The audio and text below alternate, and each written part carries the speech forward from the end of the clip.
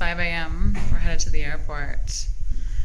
This video is going to be about a visa run. I'll explain that to you next. Let's go. I think this is the lightest I've ever packed.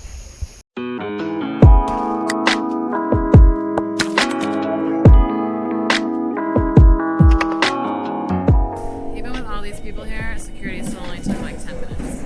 Super easy.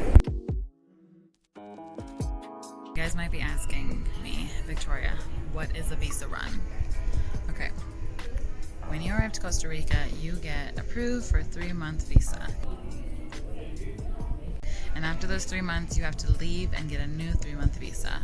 When you live in Costa Rica and you're not a resident, you have to get a new visa every 3 months. Yes, that's right. Every 3 months, you have to leave the country. Now, people were going to Panama. Driving to Panama, getting a stamp, hanging out for an hour, having lunch, and then coming back to Manuel Antonio. So because the land borders are still closed from Panama and Costa Rica to Nicaragua, all of us expats who are not residents have to fly out, which totally is lame. So here we are, flying out to go to Mexico for a couple of days and then return for a new 3-month stamp. Let's sit here and wait for our flight to Cancun. Ah! The airport in Costa Rica wasn't as packed as I thought it was going to be, and the process was very simple. I chose Mexico because you don't have to take a COVID test, and it's also very easy to get in. And who doesn't love Mexico? All the free tequila you could ever want. Or is that just for me? I'm not sure. So as the information states, you need to keep the bottom half of this document while you are in Mexico and return it upon your return flight to wherever you're going. So Mexico.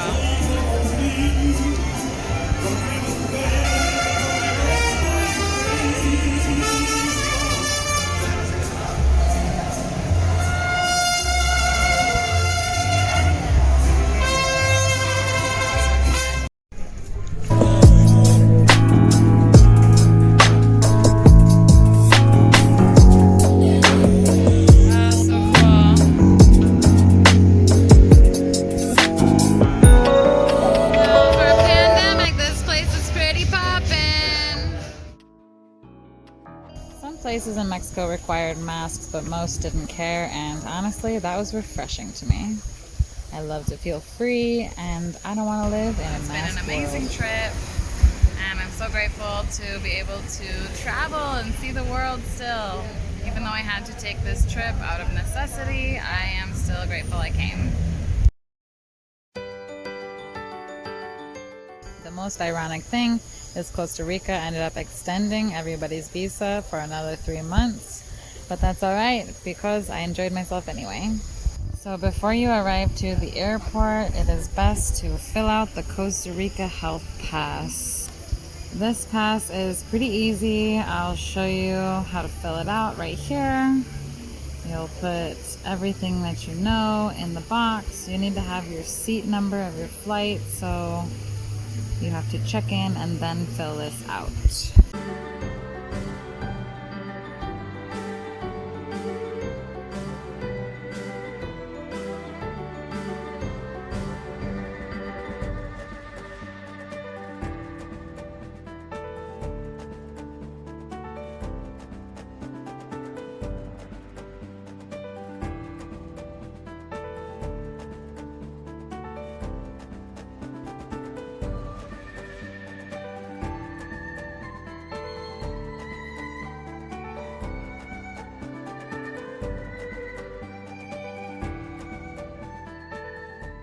After this section, it asks you to fill out all of your COVID information and click the final button and it generates your QR code.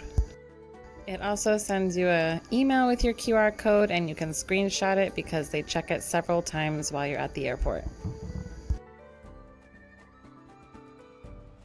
So this is Mexico's health pass. You have to fill this out before they'll even let you into security.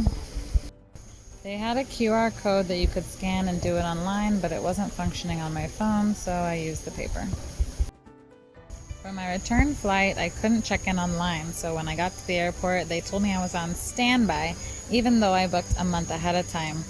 They also let me know that Volaris tends to overbook 10 to 15 tickets, which is crazy. So I made it on the flight after all. I feel very grateful. Costa Rica, here I come. For entry into Costa Rica, they require traveler's insurance. I've used Trawick International twice now, and they have given me the best rate and the best coverage. For more information on what it's like to travel to Costa Rica now, check out my other videos. I have posted a video describing what it's like to travel right now during COVID.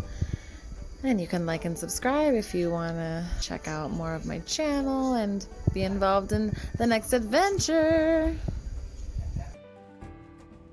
Don't forget, new adventures posted on Monday. Like and subscribe and hit that notification button so you can see all my videos every Monday, people. Llegale, suscríbete, wey. I hope you found this video helpful, and thanks for watching. We'll see you next week.